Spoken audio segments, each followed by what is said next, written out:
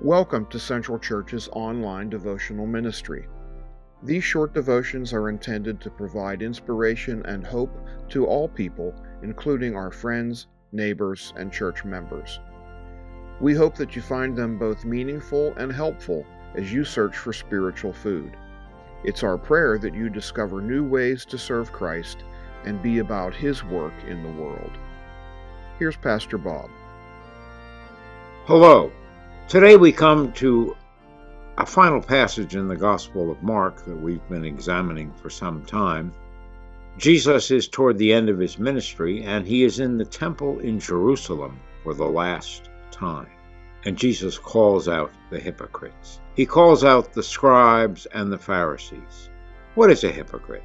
The word hypocrite is derived from Greek drama, a word that means an actor, one who wears a mask.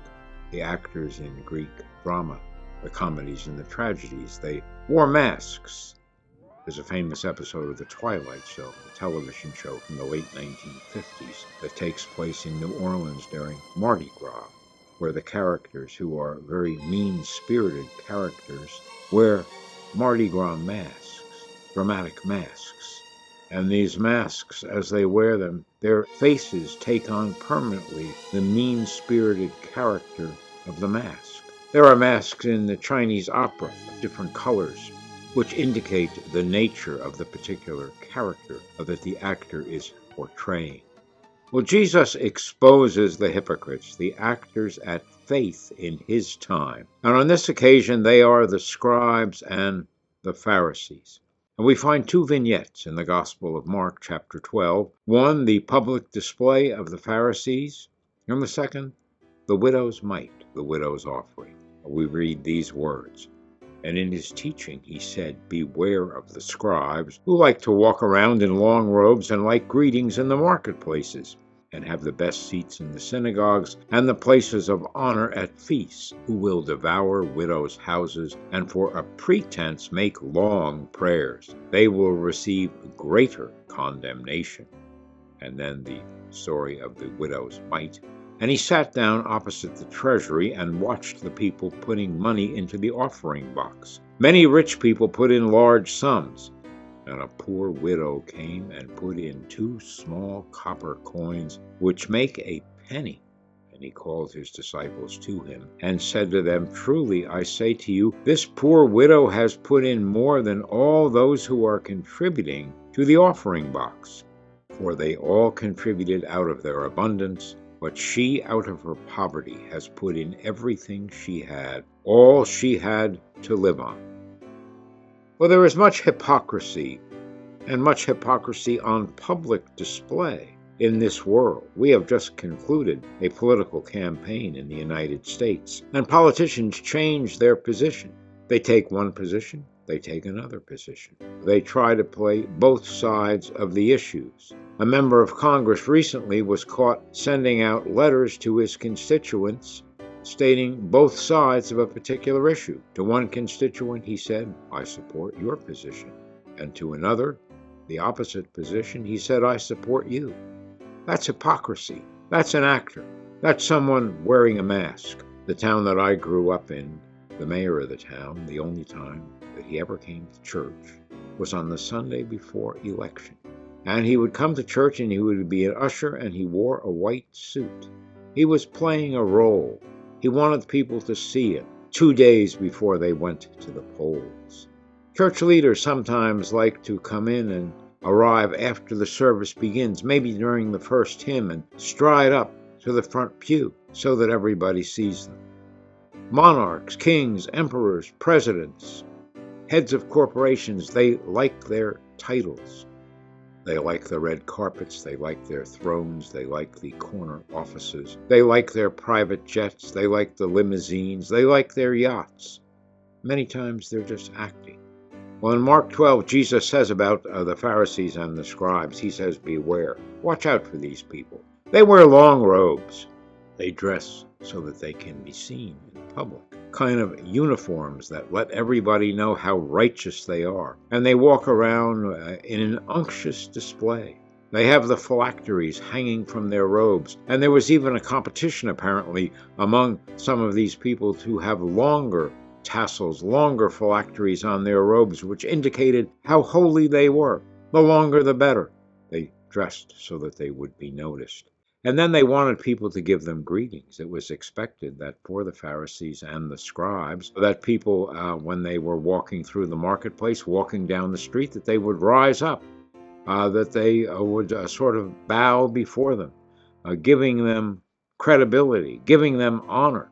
They would go into the synagogues and they would claim the best seats. They would go to the banquets and they would take the seats of honor. And yet at the same time, according to Jesus, they exploit the poor, the poorest of the poor, the widows, the orphans, the aliens. They devour the homes of widows. And they give lengthy prayers, and you can be guaranteed that those prayers were loud so that everyone could hear them, devouring the needy.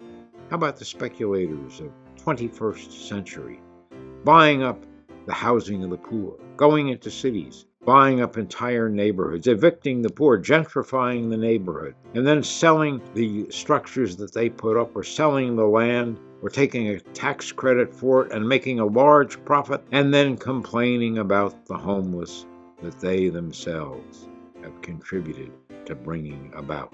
The elite of Jesus' day, the elite of 2024, there are many similarities. Billionaires that get great benefits. They buy the land, they make the profits, they get the tax breaks, and they crush the poor. Well, Jesus sits in the treasury, and he's in the court of the women.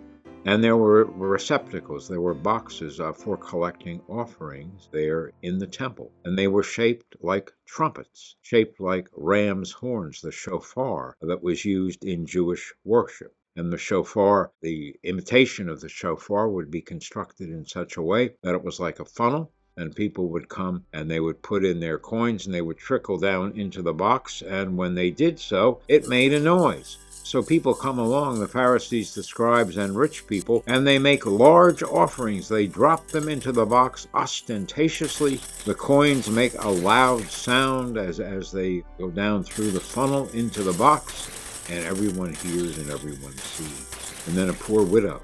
We usually think of an old woman as a widow, an old lady. It could have been a young woman with a child, just someone who is needy, someone who is poor, someone who has no defenders. And she comes and she puts in 2 small copper coins. Actually, coins that are worth almost nothing. The coins that you wouldn't even pick up off the street. Some have figured out that maybe they were worth 1/10 of a cent, maybe half a cent. One commentator says they were worth 1/40th of a penny. In other words, virtually worth nothing.